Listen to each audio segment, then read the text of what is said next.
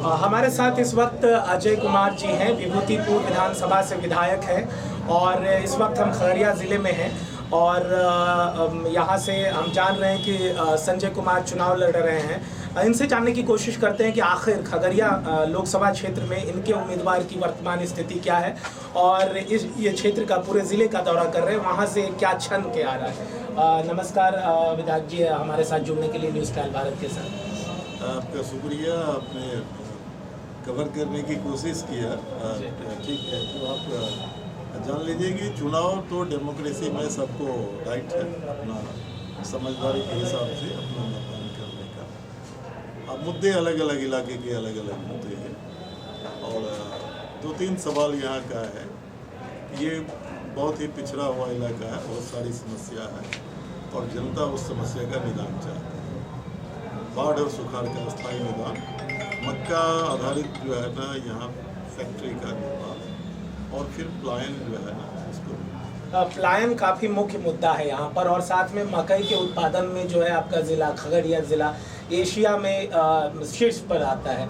तो ये सुनिश्चित आप कर सकते हैं कि आपके उम्मीदवार अगर जीतते हैं तो यहाँ पर मक्का आधारित उद्योग जो है वो स्थापित किया जाएगा और युवाओं को रोजगार मिलेगा, मुहैया कराई जाएगी। आपको मालूम होना चाहिए मक्का आधारित उद्योग के लिए हमारे कैंडिडेट और उनके नेता शहीद कॉमरेड जगदीश चंद्र बसु ने भूख हड़ताल और सरकार को झुक करके ऐलान करना पड़ा कि मक्का आधारित उद्योग, लेकिन उद्योग व्याडा से जमीन भी उपलब्ध कराया गया, लेकिन वो जमीन पर जो जमीन मक्का आधारित उद्योग के लिए था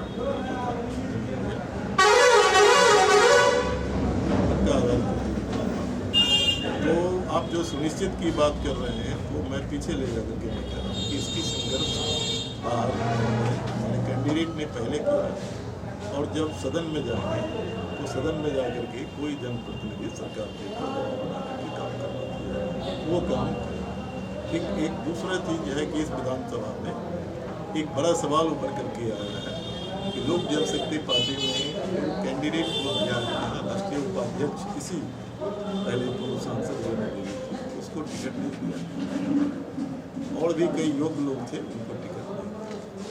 टिकट किसको दिया? कोई जिसकी राजनीतिक पहचान नहीं थी और खगड़िया का जिसको भौगोलिक ज्ञान नहीं था। तो खगड़िया की जनता इसको मान रही है कि लोक जनशक्ति पार्टी ने हमारे साथ ठग किया। उनके पास लोक जनशक्ति पार्टी में कोई खगड़िया का नहीं। ठीक है, डेमोक्रेसी में कहीं का कोई लड़ सकता है, लेकिन खगड़िया का यक्ष प्रश्न है लोगों का कि क्या लोक जनशक्ति पार्टी रामविलास के पास ये 18 लाख वोटरों के बीच में कोई एक लड़का उनके पास नहीं था?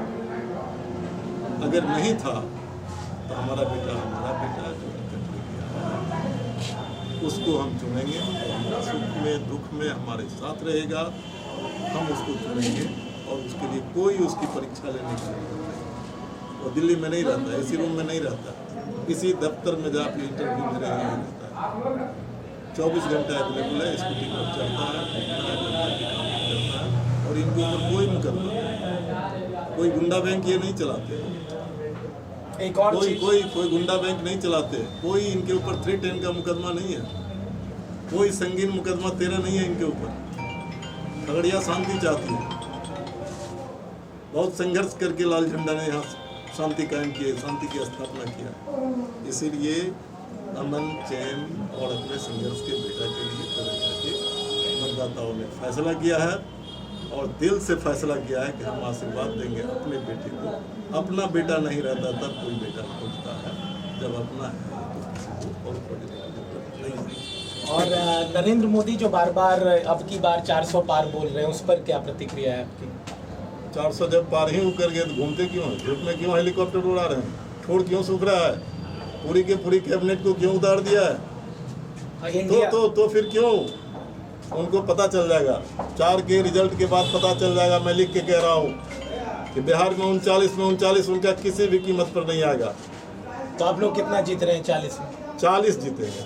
40 जीते। ठीक, धन्यवाद। तो ये थे विभूतिपुर के विधायक अजय कुमार जो बता रहे थे कि भाई इनके उम्मीदवार की स्थिति काफ़ी मजबूत है और इंडिया गठबंधन बिहार की 40 में से 40 लोकसभा सीटें जीतती हुई नजर आ रही है।